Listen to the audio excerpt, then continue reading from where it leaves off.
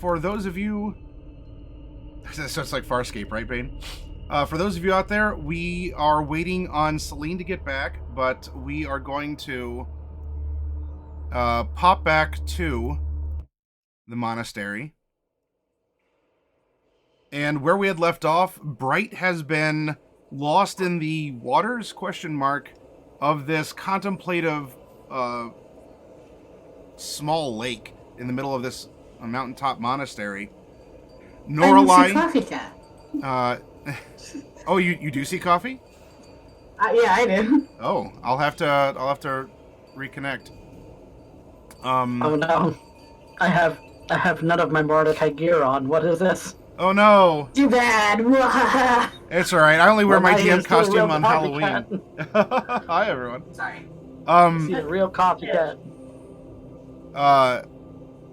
So Norelai is pretty much down for the count, having been re-subdued by a surge of magic. She is nuked again by invulnerability to intoxication. She is pretty much just a magic card flopping. How have I gotten it 3 times? I know. What Between is that? 2 sessions. It writes itself, apparently. Mm-hmm. Mordecai, you are also hurt given recent events, and Celine maybe healed me though. Celine healed you, but then we ask at what cost, because she looks depleted. Now, her life's light is not flickering, and is the last flame on a candle that the slightest breeze will extinguish, but she is looking kind of faded, or just kind of a little bit more hollow. So at some point, whether now or later, she's going to need a little bit more to continue on. But you are stable, and you are by Norelai. And as lethality is stepped away in order to keep things moving along here, I will speak through her. In a similar sense to when she was, well, in that case, possessed by Regal, who was giving Bright kind of a journey. Oh, hey, there we go. We have a Celine. Who was giving Bright a journey, and Celine was acting as a bit of a psychopomp in that regard. In this depleted state, Celine, where you are... you're still here, but you're kind of in an in-between state in this moment. You see the languishing Norelai. You see your husband, Mordecai, who is healed, though you have taken this energy from yourself, given it back to him in the form of that healing. But this has put you in a weird in-between, as you are that much closer to not existing. Having been in a similar situation not all that long ago, the things are rather dire. There's the unknown fate of Bright, there's Norelai, there's your husband, and there's even you. And your backs are to the wall at this moment. At some point, hopefully the Repentless will be here sooner than later. But there's been no word from Bright, and things have only gotten worse above. In this in-between right now, Celine, in your attempt to try and reach out, maybe you can get Bright, or maybe you can establish contact.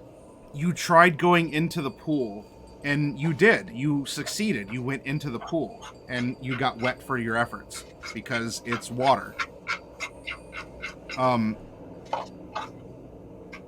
But your mind drifts to the point that Bright is not really in a place that you can go. You can't reach her. Right? You tried to go into the water because it looks like she went into the water. And, well, things are not as they seem, neither is it otherwise. Maybe instead of going into the water, she went through it, but is not actually in the water. Or is in a place that you can't go. There might be another verb, however, that you can conceptualize. Because Bright is very much in a non-traditional state right now. It's not a place that I can go to. But maybe a place you can be. But maybe a place I can be. Ah, very good.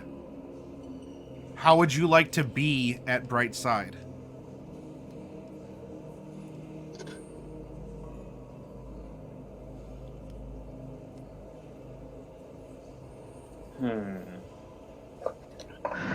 Well, there's two ways that we could go about this.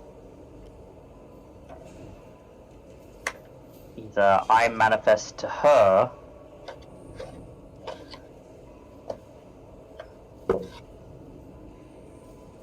You're sure that's not going to put a strain on you? or I call back and she manifests to us. That would be more ideal, I think.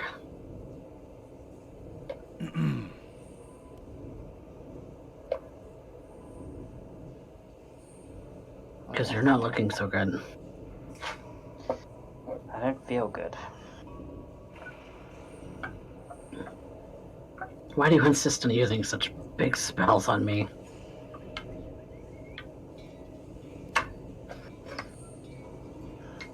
If it drains you so much. You only live once. Or, in my case, twice.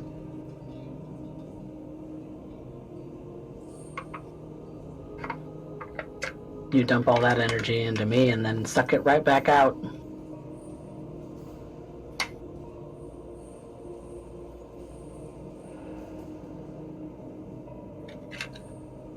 Well, it means you're not going to die immediately.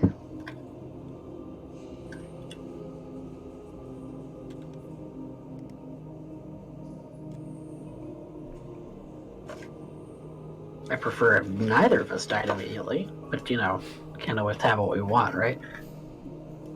Oh, don't talk to me about that. Jesus. You're the one who brought it up the other night. Yes.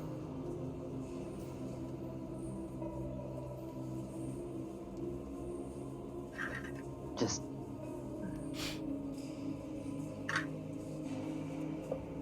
I already look 2 times your age.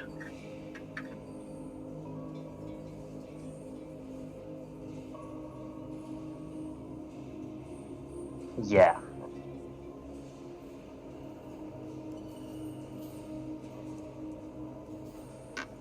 Yeah, I'm aware. So we want Bright to be here with us, right? Yeah. We want her to be safe. It's a safe place, right? Safe enough. Mercury's not here, she's not safe. Very true. Okay. She's got Chad Casimir chasing her ass.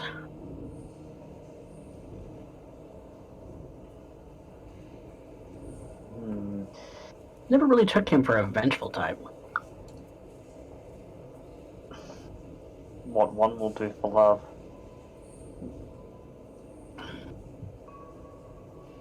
What one will do for love indeed.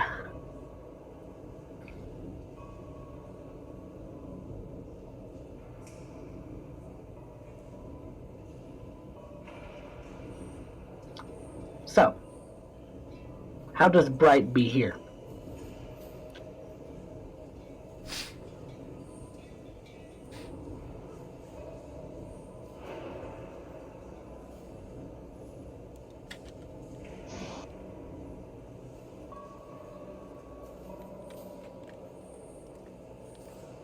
There is nothing in a reflection.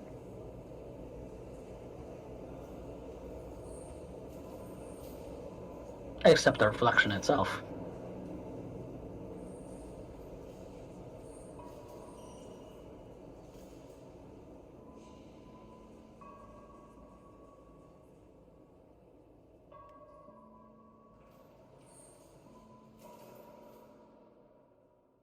I'm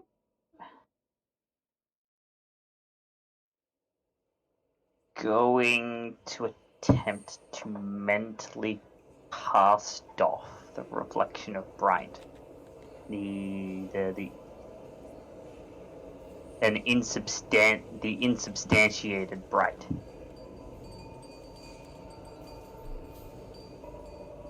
Okay.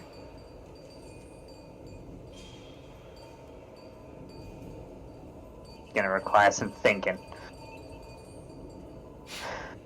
Because we want the real Yes. bride. Yes, and how do you substantiate something that is insubstantial? How do you get rid of nothing? Giving away that nothing.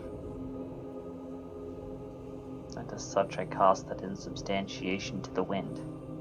You should take something instead, then you don't have nothing. Except that's a taker's mentality, and we've learned that that's a bad thing. All the entities in this world currently in this give take and take and take, Norlai. Mercury did it. Orlan's did it. Ruth's doing it. Raphael Weejas did is it. doing it. Raphael did it. And so yes, in my mind's eye, I'm going to imagine Bright as I know her, Okay.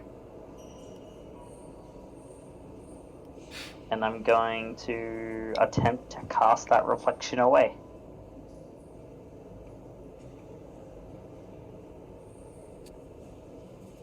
Focusing on the pool to do it, because what better than... You see a reflection of bright in the ripples of the surface of this large pond / small lake. And it's not just the ripples from the mountain wind blowing over the surface, but she is turning. She is searching. She's she doesn't look hurt, but she looks angry. Maybe distressed. Actually, I don't know.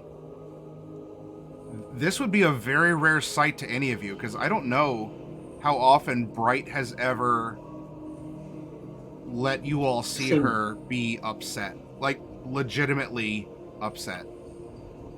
Not cracking jokes to, hide the pain of losing her people or loneliness or being rejected from her own society, even in the good old days. She is angry. You can't hear anything, but she seems to be screaming or wildly, she's things are happening, but also nothing is happening.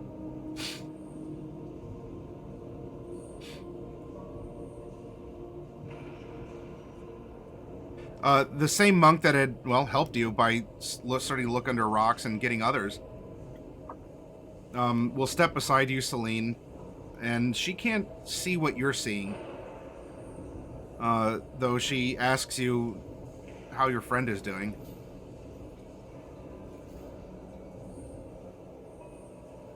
She's distressed.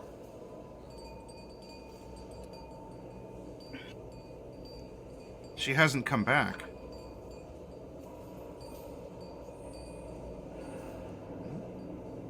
No. Not yet. Maybe she's trying to and just can't. Did she do what she set out to do? I wouldn't come back to the monastery without chopped wood if that's what I had sent out to do. There'd be no point.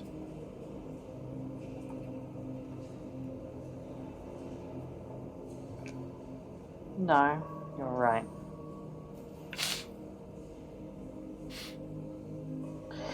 But I suppose therein lies the thing.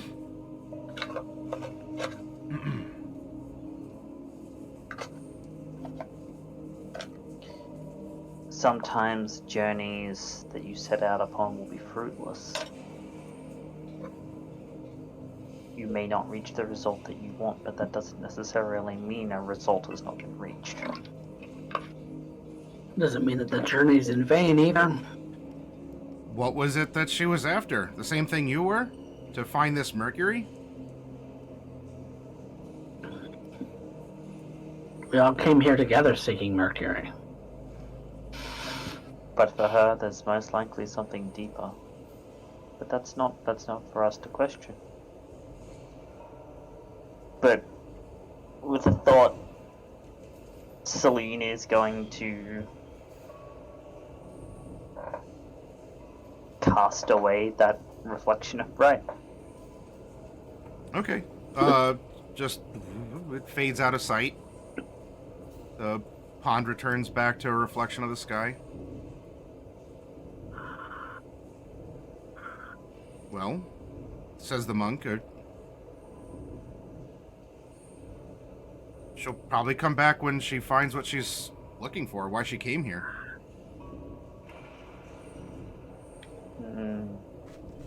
If only it was so simple. Celine, though, in her mind, is now going to go ahead and visualize Mercury. Alright, you mentally visualize her, but she does not appear in the pond. That would have been too easy. It's a place to be. How to... Oh, I know how to get there.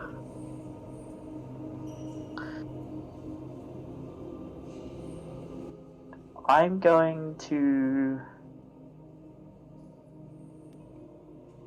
visualize myself pulling Bright out of the water.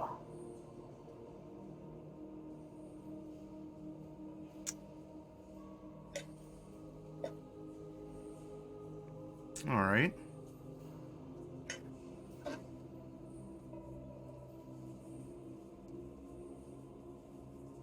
You reach out to Bright and grab hold of her as she is in this state. She looks distressed, like stressed and distressed. There's a lot. Whatever she's seen or experienced or whatever she's going through has taken its toll. And you grab on, but she is an anchor. You cannot budge her. But you're there. She doesn't seem to recognize you, at least not in the immediacy. But there is a Bright that you had envisioned. There is a Bright that is as she was coming down the mountain. Well, now modified with whatever she's experienced in this place. And you see that you are in that dark in-between.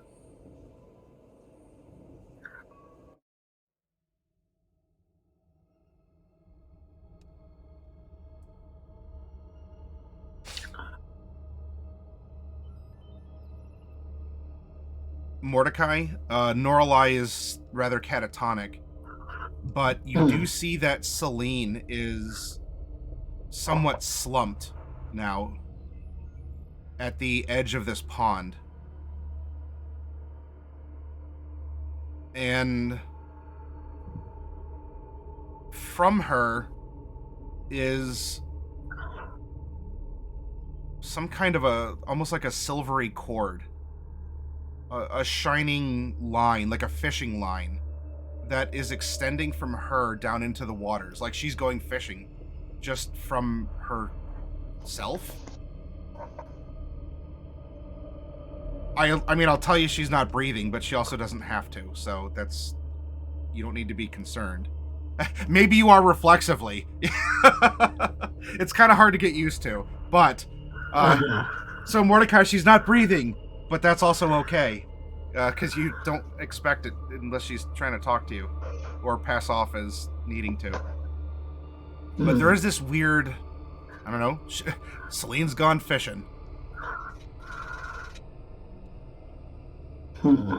Back to Celine, who is down into the depths. There is you. You as the bait and the hook, in a sense. Or you as the presence, the messenger. What are you doing? Bright doesn't seem to recognize you right now.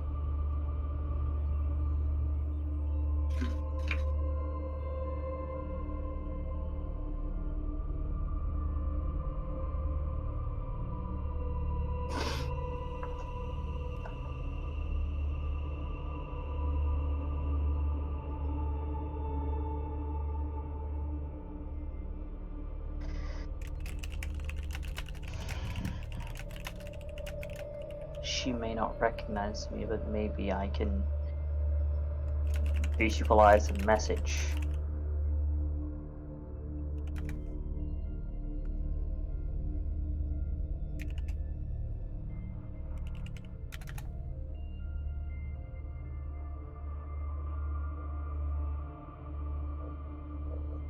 What are you saying or doing then?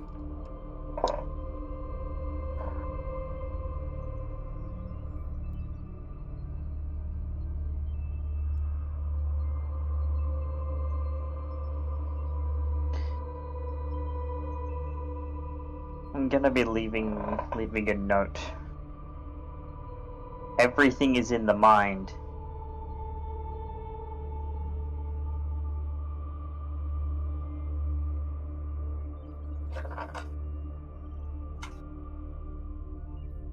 To discard nothing, you must get rid of it. But to get rid of nothing is to gain something.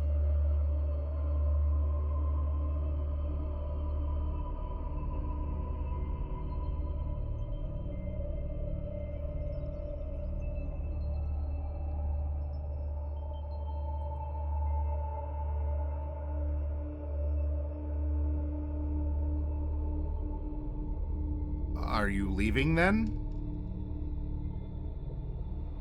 Or what are you doing? You're making a note. Yeah. I'm going to head back. Okay. Mordecai,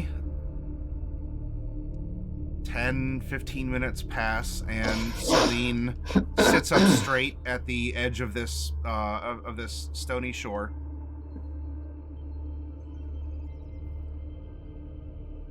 Where is she?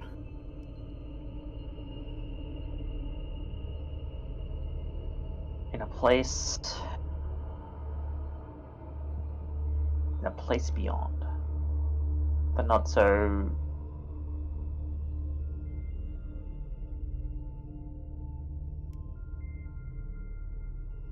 We can't leave her, Celine. We're not going to.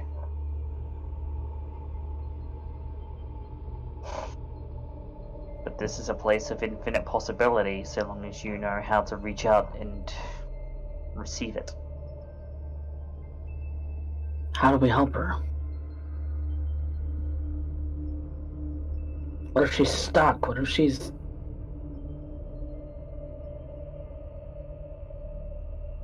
What if she's in trouble?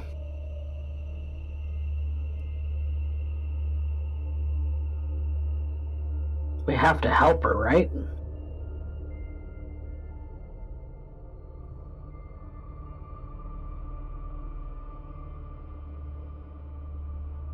We can...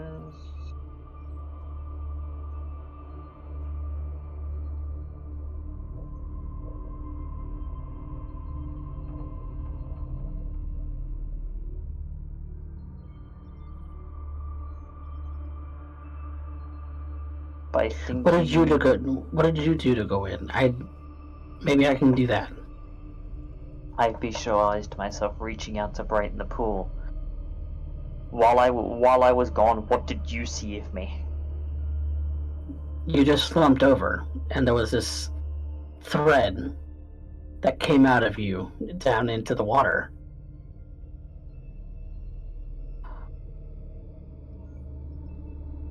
Like you'd gone fishing or something, except it's out of your chest.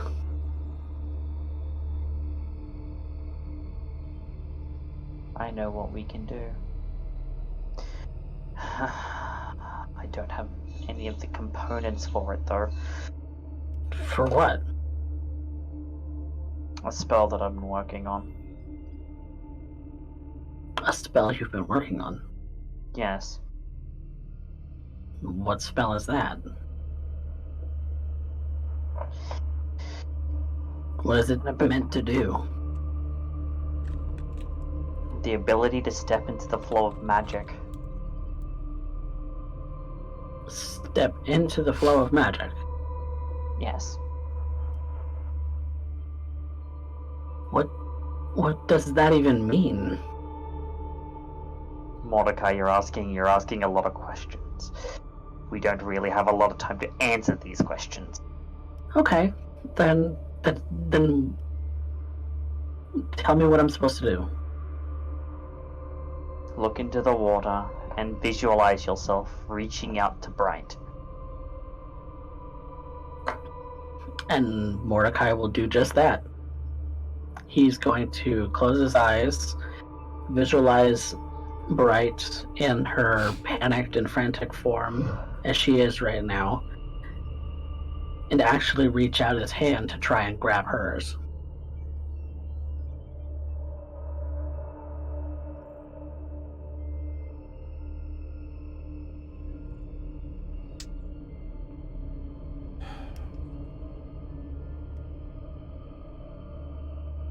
You descend, though it doesn't feel like a descent per se.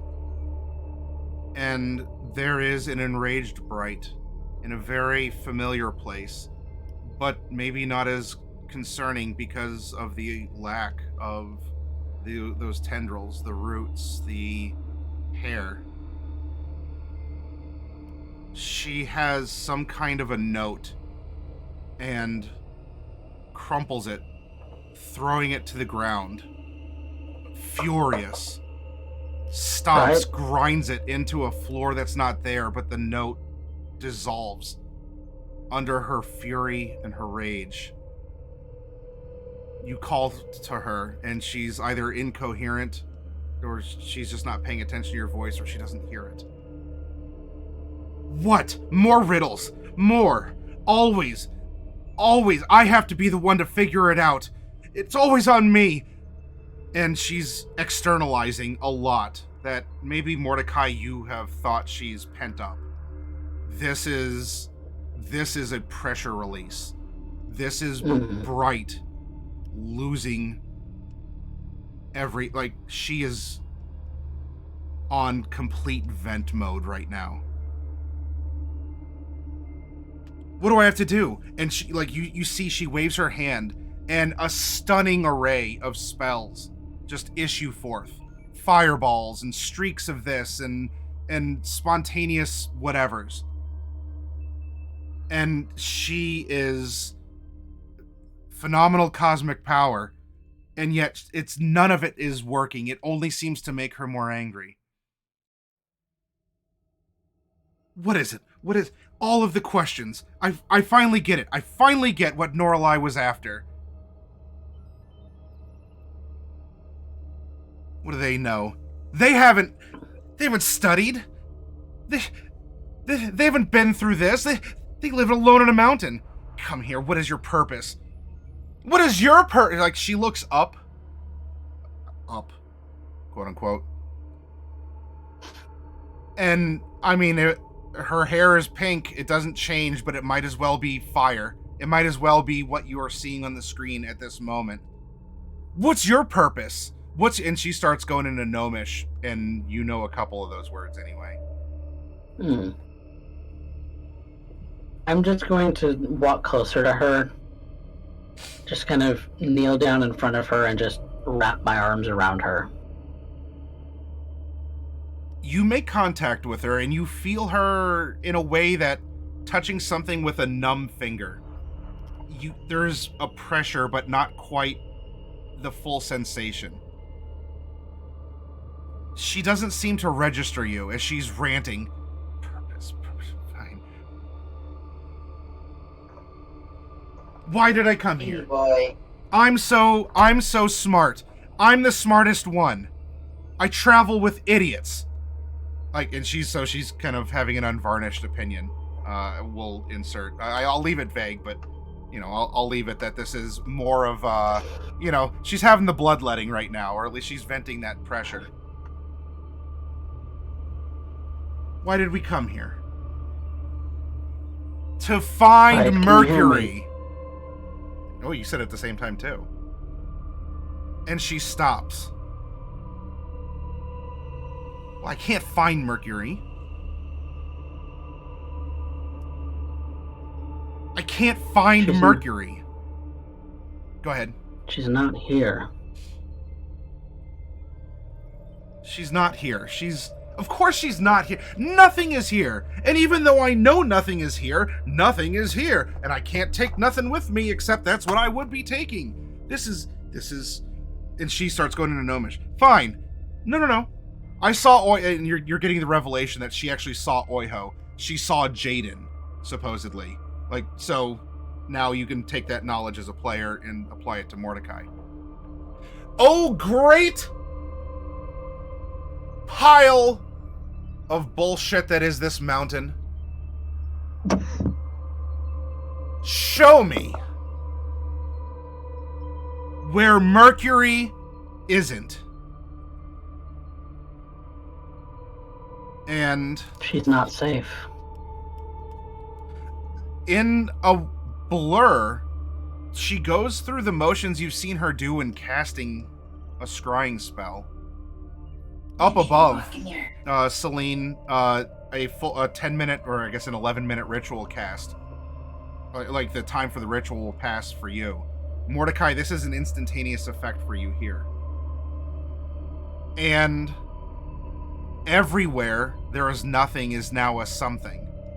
The world begins to unfold in front of you, where it's like a living map of the mountain, of Mesomasca, of the sea. Now we get to the shorelines of Aslandia and even Fallfire. And it just keeps growing and growing in this negative color version. And you're seeing it expand. It's like you're flying miles above the land, looking down upon it as this request or this vision is granted. You feel like you are a celestial being, the highest of the high clouds, a star in the sky. That's brilliant. As everywhere begins to fill in. I'm just looking for the hole. With the exception... It's almost like he... Oh, good. Like he's... It's almost like he's kind of scrolling through to see if he can find that hole. That hole in the image. The lands grow more unfamiliar. You've passed the desert of Aslandia. You course upwards through the mountains. And there, in a far northeastern location, is a place where apparently she is, because she is not there. She is in the capital of Shadowheart itself. Figures. And Bright, you're standing with Bright, and she, at almost the exact same time as you say figures, in that almost in that same hushed tone, though maybe with a little bit more venom to her inflection. You and Bright say the same thing at the same time. Okay. That was it.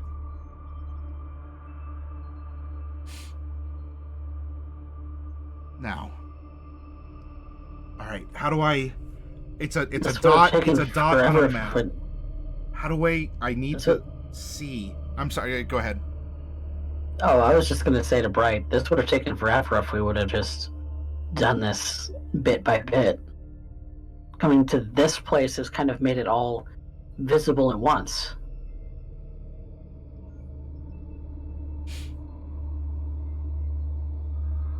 In unconscious Brilliant. reply to your comment, she doesn't say Mordecai, she doesn't turn around, but she says something unprompted like, well, of course, it's like a giant scrying dish. It's like a... Because it's reflective. It's a reflective surface. Okay, so... And her mood shifts. It's still intense, but now she's gone from just outwardly venting rage and frustration into, you can almost hear, like, the gears in her mind turning. I have this... Okay, what do I have? I have this place, I have this magic at my disposal. I know to not look at the not things. So what do I not look for? How do I take this?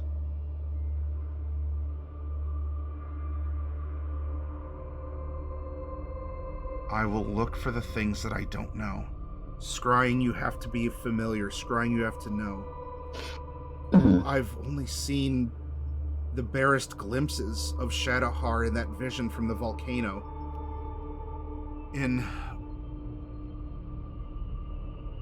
So maybe I can take that. The hole was at the capital. The hole in the map, that was the Shadowheart capital. Yeah. I don't know. Show me what I don't know.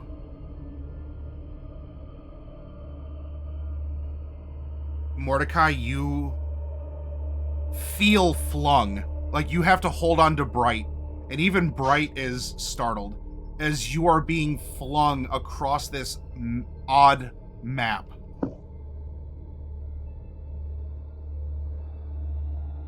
There's a lot of this world we don't know. You are crossing countryside that is completely unfamiliar to you. Woodlands, trees, that there's ruins of things that you had no idea that people could have lived there, or I still do, or rather from the ruins they did. The lands turn rocky, cold and barren.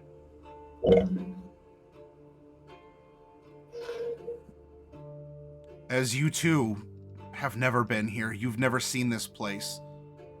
You're being shown the things that you don't know. More than just the countryside in a remote, large city rising from the stones. You're in the streets, nearly abandoned, choked with cold and ice. However, you do see lights. You do see that there is warmth, there's steam. This place must have what the other cities, the transplant sources of energy, no longer do. But it's not everywhere.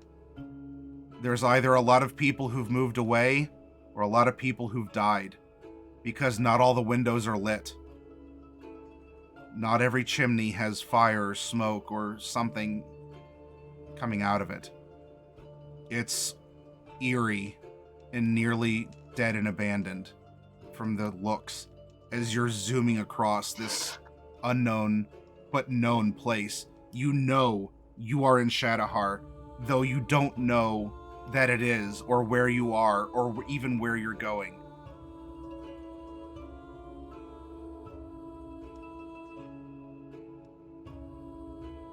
Several airships do patrol the skies, and you make your way closer to something that's a tower, though a lot more eloquent than the ones that had been more hastily built further south in Mesomaska. This one is more developed. The first base.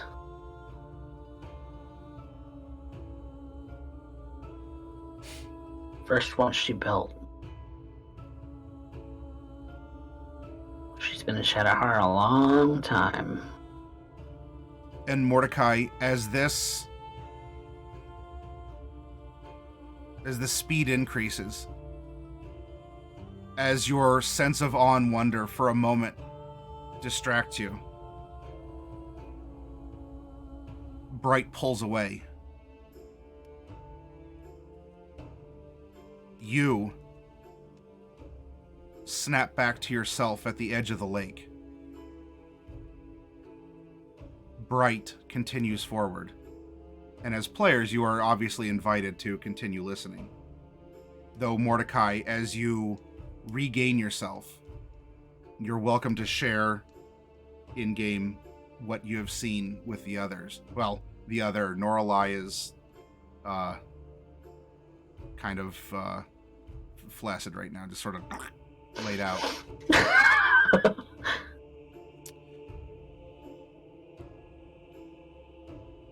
She, Bright, enters this tower, this edifice of government, this palace. And inside, it has a lot of royal decor, a lot of pageantry.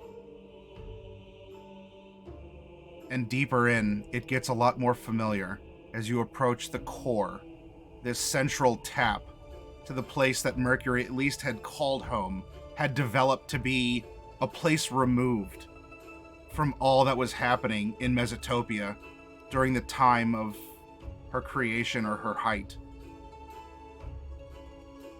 And Bright sees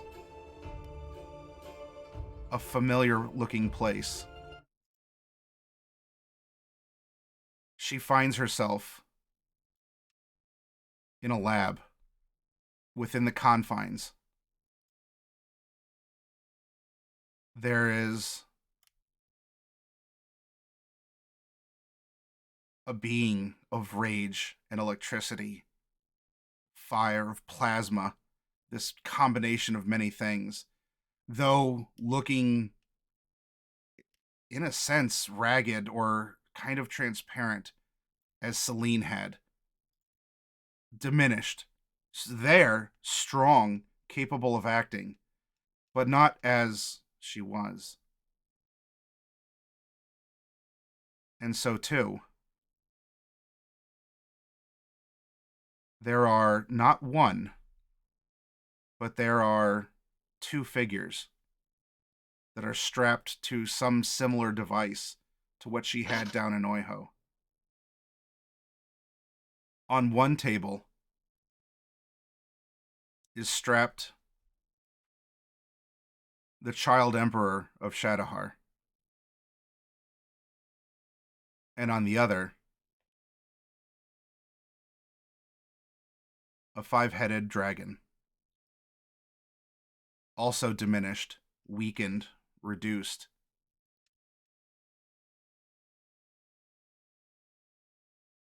As it looks like she's about to do something. She approaches the similar reactor to what Noralai had been encased in. A way to transfer energy, a way to transfer self. Or, if not into, then from, or maybe even a little bit of both. And now, it is here that Bright, in her revelation, in her maybe even panic or foresight, makes a decision. Because as Mercury readies the contraption to throw the lever in a most dramatic fashion, she sees two outcomes. Bright sees two futures play out in the moments to come. She sees the saving of the child or the saving of the dragon. She sees two outcomes, two choices. Bright is the arbiter of which will become reality. And before that choice is made, we return to the surface. Mordecai, you have snapped into your body. What do you say or do? Shadowheart Capital. That's where we have to go. We have to get there now.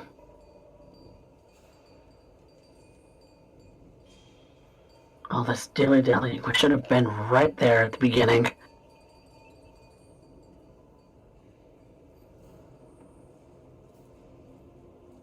Is Bright with us? No, she's not. You were stripped away from her in her forward momentum. You fell off and retracted back to yourself. The last thing that you saw was this grand edifice, this palace, probably the imperial palace of the Shadowheart capital. But Mordecai, you also know that the Repentless is hours away.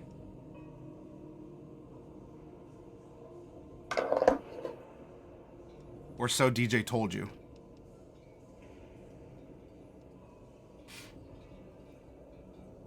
And while you have been gone for some time, it hasn't been hours.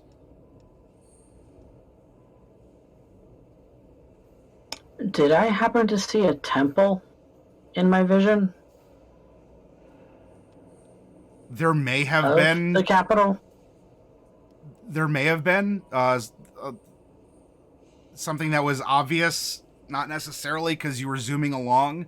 The architecture's a little different. There's got to be for sure temples there, but Yeah, because I'm thinking Temple of Ouijas.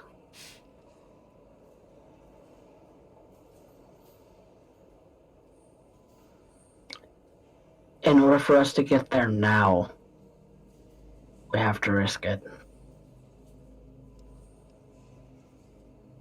We have to risk teleporting. Then what of the Repentless? Repentless will meet us there. Celine, that's weeks, maybe. That's a long time. We don't have time for that to be the case. So what are we doing? Waiting for the Repentless to get here? You can ask them what's happening.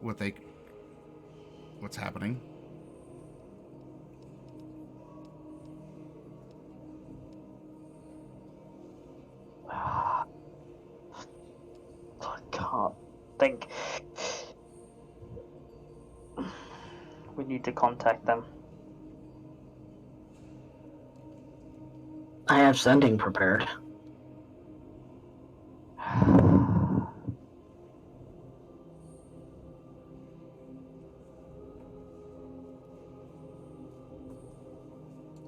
But Mercury is at the capital. At the Royal Palace, if stories of the stories of the Shadowheart Palaces is true.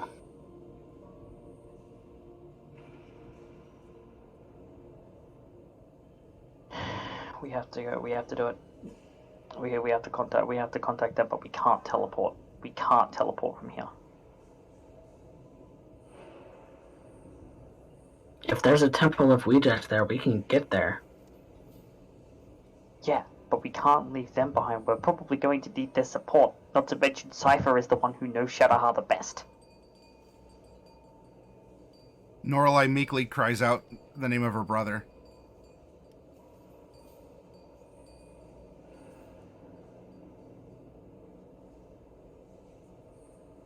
It's like I got blown back from Bright. She went further. And I'm back here.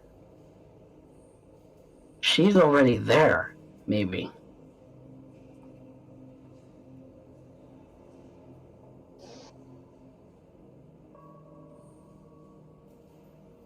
Yes, the Arbiter. I believe that may have something to do with her uniqueness. Because remember, we all have our specialties.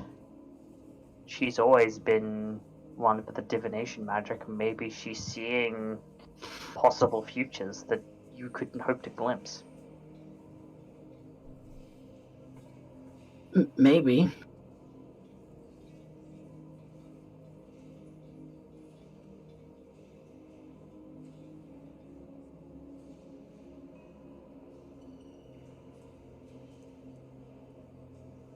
So, I don't like waiting. no, I know you don't. We don't have I'm a an choice. impatient one. And maybe with Norlai able to affect the Repentless,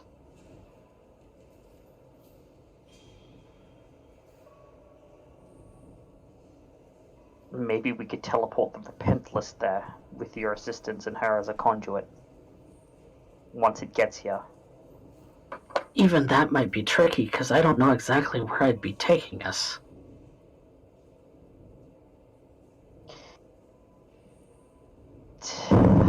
The only thing I'm hoping is that the word of recall lands us somewhere safe Yeah, in the Shadowheart capital.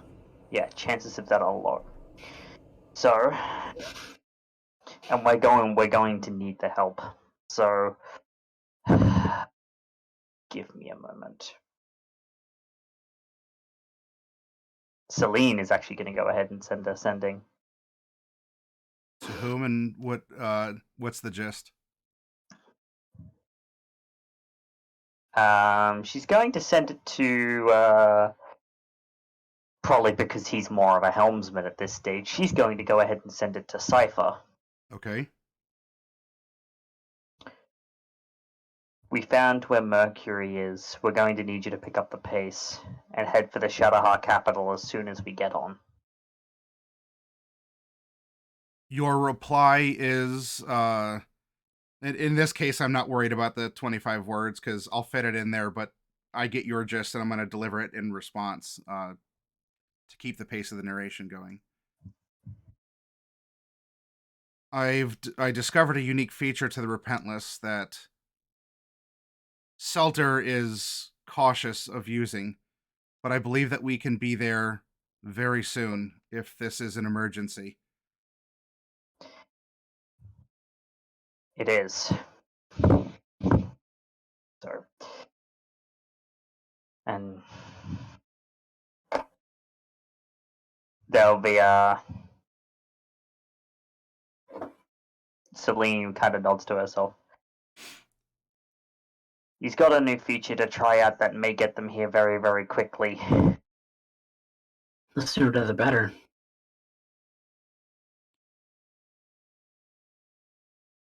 From behind you two, standing next to Norlai, sprawled on the ground, is Regal. You need to not be here, he asks. But why? You said it We're leaving yourself. soon. Well, he asked you that you need to not be here. He wasn't demanding. He wasn't pointing a finger. No, at the that gate. was a questioning. Oh, That was a questioning. I thought it You was need a to- demand. No. Yeah, no, that's him going. You need to not be here. Our ship is coming. But we need. And our friend is still in the pool.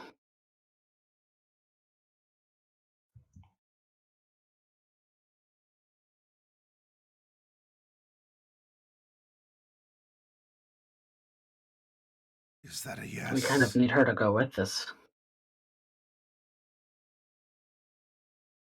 Or is she gone? already. Yeah, I figured that would have been the case. I don't know. I can't be sure. She's in a world of infinite potential, Mordecai. Chances are that, yeah, that's exactly the case. Wait and see, You're exact. or go and do. What is your choice? We don't have time to wait anymore. Go. We need to go. And I will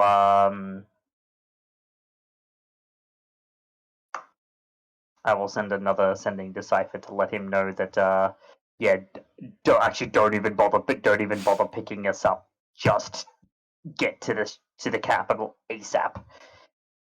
And that we'll meet there. Your reply is too late and get ready.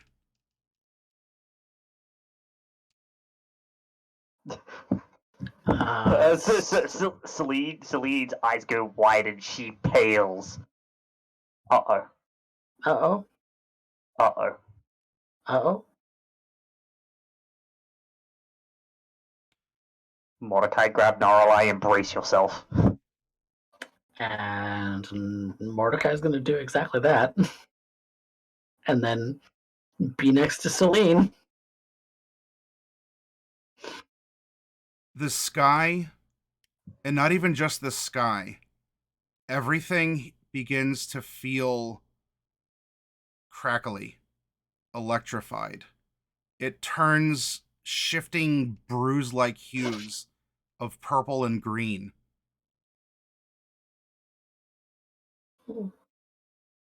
And Noralai and Mordecai stop. Celine, you and Regal seem to be the only people moving right now. It's as if everything around the two of you has ceased, is frozen in a moment, as the sky has this sickly bruise color spreading throughout it.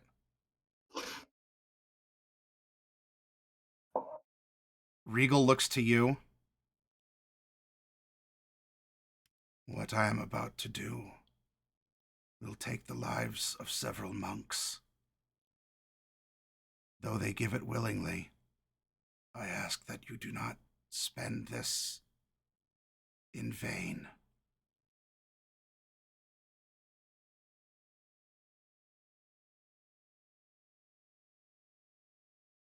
If all goes well, it'll save the world.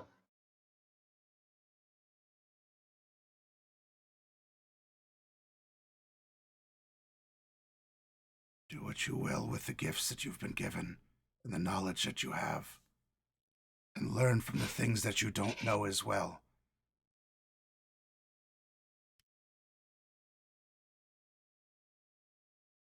Celine, in this frozen moment for everyone else, Regal goes off, and while other monks are frozen, is going to a particular location and is standing beside a monk. You are left beside Mordecai and Noralai unless you wish to go anyplace else. Though you see, as you stand in this open, not a courtyard because you're by the pool, you see the Repentless sort of tear, not even into reality, but through it. Like watching a needle passing through bunched up cloth as it streaks in an almost impossibly long shape across the sky from where it was to where it is. As this long stretch in time, this moment frozen, then catches up, and the rest of the Repentless, everything goes from this moment back into the monks are doing whatever they were doing. The Repentless is now hovering in the sky. Mordecai, you can see now that the Repentless, large and imposing as it is, though it bears none of the niceties of your first approach, hangs over this place. And that's when you all hear it. A bell that tolls.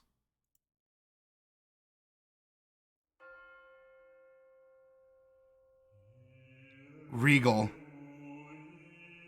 begins a loud and haunting chant. It echoes. Unnaturally loud. And all the monks here seem to fall into the call, the spell, the beckoning. They lie down their brooms, their balls of dough, their exercises of shadow boxing, and they begin to converge on the pool. The bell strikes again. Now their voices join his.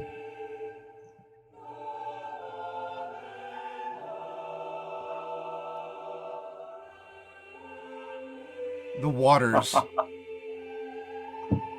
begin to ripple. Mordecai, something in the background, you hear DJ telling you something. Celine, at the same moment, Cypher is giving you a sending about what just happened and that they're here. They are reporting that the pool is what's happening down there. Selena will respond, both saying and sending. Grab onto something and prepare to go. The head of this place is giving us away, and Celine is going to look at Noroi.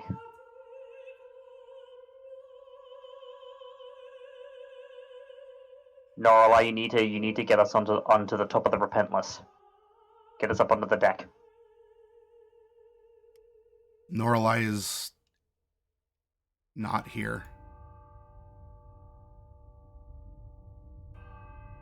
The bells ring as monks chant and play drums. The waters continue to ripple. The spring from the center, sending waves out to the shores.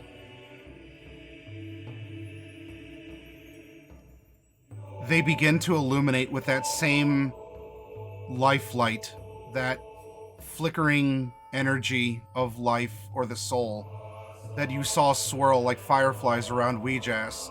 Mordecai, that you see leave your body and enter Celine's, or what leaves Celine's when she's grievously injured.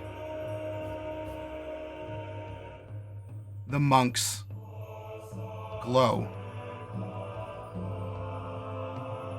Their life force is leaving them and is traveling up to Regal in the pagoda.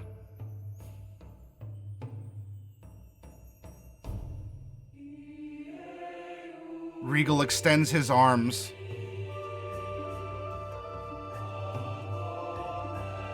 Further and further up. And the entire surface of this small lake leaves, lifting an impossibly thin but visible rippling circle. The circle reorients from horizontal, slowly becoming vertical, before the Repentless. You don't see that every day. We need to get up onto the Repentless. We need to go.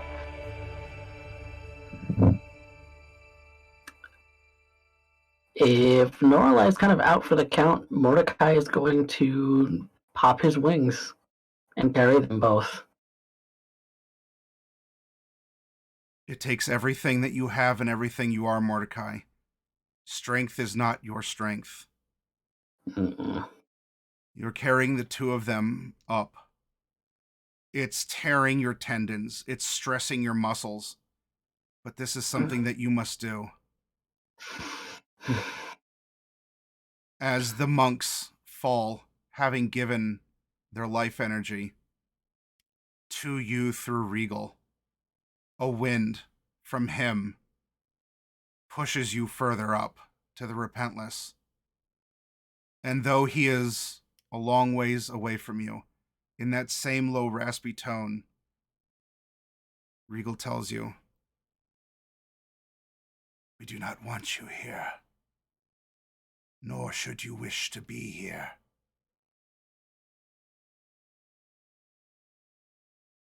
Now go." And Celine would look to him and give him a nod, and kind of reach down to communicate through the portal. Mordecai, your exertions have left you a lot more mobile than Norlai, though should we get to mechanics, your physical mechanics, especially strength and dex, are going to be disadvantaged. You are going to be effectively enfeebled as you have stressed and torn your body in that desperate minute of flight to take these two up to the Repentless, and even then barely perch.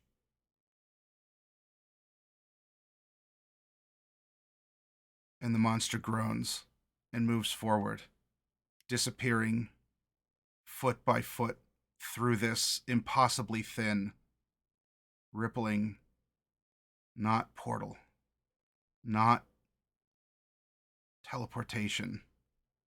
It's simply a not being here. The Repentless is unmolested by black tendrils, spider webs of hair, glowing green things that used to be people and now are monsters. And in that moment, when you're overtaken by the darkness and the light of that place that Bright was, the Repentless births itself into the skies above Shadowhar with terrible fury, roaring even against the cold winds of summer in that far-off place. In but a moment, you move the length of the ship, but that length of the ship could have been any place, anywhere. And that this was not your place any longer at the monastery. You are now above the capital, the Imperial Palace. There were 2 airships on patrol, both of which could possibly give the Repentless some harassment and make a slow move to investigate what just happened.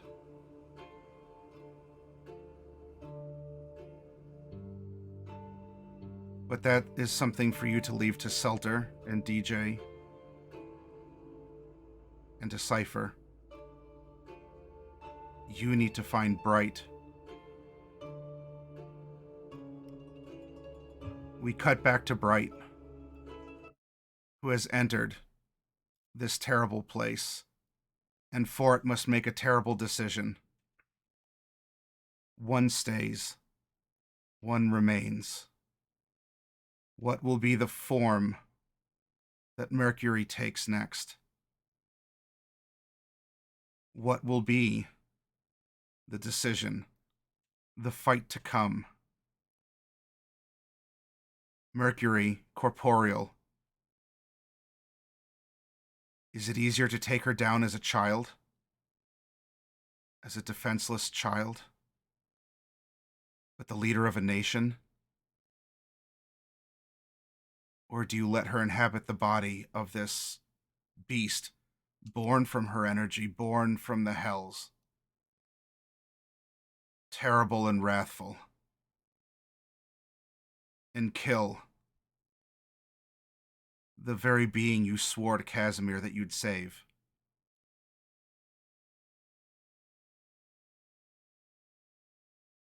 You get to choose the form of the destroyer. And as we don't have Bright, but the decision will be made. Because ultimately, as a party, this is a confrontation for you too. Will you strike down Mercury once and for all as she inhabits the body of an innocent child? Mordecai, even in your weakened state, it should be easy. You may not even need a weapon, just a quick blast. A child. To a dying empire of disparate people, of people who've had their time, who are occupiers, who are warmongers. Or do you let her inhabit the body of this beast, drug all the way here for this terrible experiment, for this insatiable lust for power and the need to not die, the need to perpetuate at anyone's cost, and in so doing, striking down this creature that Casimir loves so much?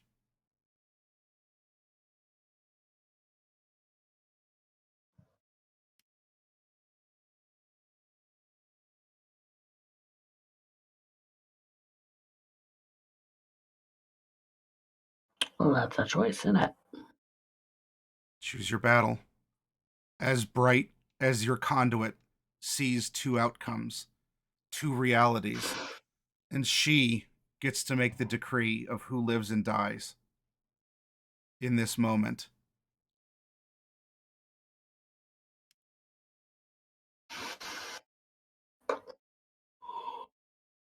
So which of us is deciding for Bright?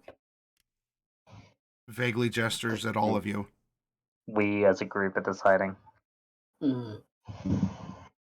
I, as your DM, am telling you that if you allow her to manifest the body of the child by saving Tiamat or Tam, all you gotta do is just stab a kid. It's not gonna be hard. That would be the combat. Or you save the child and the heir, the emperor to this remote empire, and you fight a five-headed dragon with all of the unbound energy and ferocity and rage that Mercury would instill in this creature.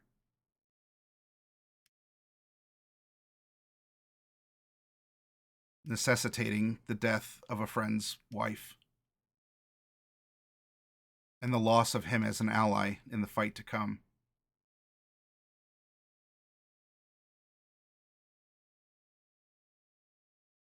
Comments from the peanut gallery?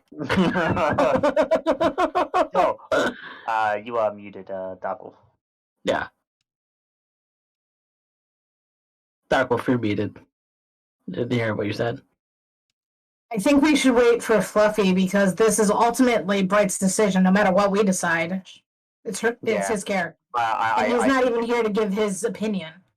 I think that's probably a good idea, that we should wait until next week to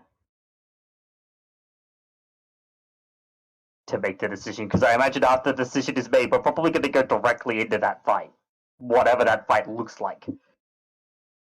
But it is a big enough decision that I think everyone needs to be here for it.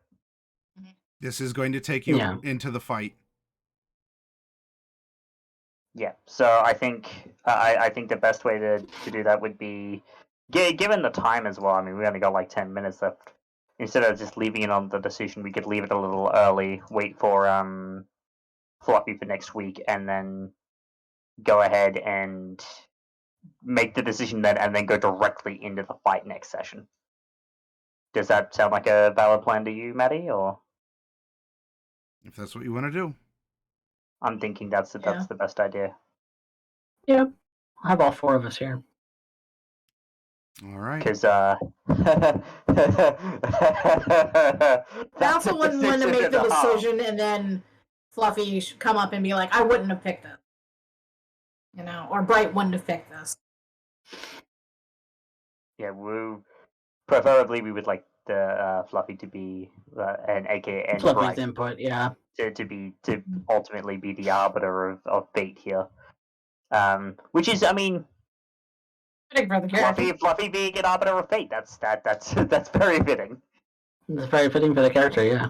And it also means that we can go ahead and wrap it all up in a nice, neat package as well for a session. Because like making that decision, going into the fight, doing the fight, and maybe a little bit of aftermath as a session, that sounds like a nice, neat package of stuff to me. Sounds like a good one to me too. So, yeah, that if we are all agreed then, and Maddie, if you agreed, that shall be the plan from our end. Is we'll wait till next week and I'm going to need the decision before the session next week. So we can confer. Yeah, it's just we can't make the decision without Fluffy because it's not fair to him to not have input. Yeah. So we can get the decision. We can get the decision before next session. That's fine. We can just we can we can have a chat about that and figure it out. And We're going to have a chat about it in our private chat. Yeah. all right. Well then, what we are going to do, we are going to go on a raid. Let's continue the D&D energy. Thank you all in the audience who have stayed to watch. I hope that you have found this to be an interesting conundrum. Because not all endgame battles are hit someone until their hit points run out. A lot of it is also moral decisions and strategic decisions. Manage decline, or do you cut off your arm if it saves the rest of the body? So, we're going to go raid Legendary Action Official, as they have raided into us several times, and Alex has been rather present and chatty in our channel, and I want to continue to develop and thank them for coming and doing that for us. So we'll reciprocate. So it looks like they are running perhaps a mature story, and they are in a they're only 10 episodes behind us. This was session 137. They're in 127 of their adventure, so I guess we'll find out what's going on in their long running campaign. But I'll see you over in Legendary Actions channel, and we'll find out what the Chroma Company decides for this coming week. See you, everyone. Goodbye.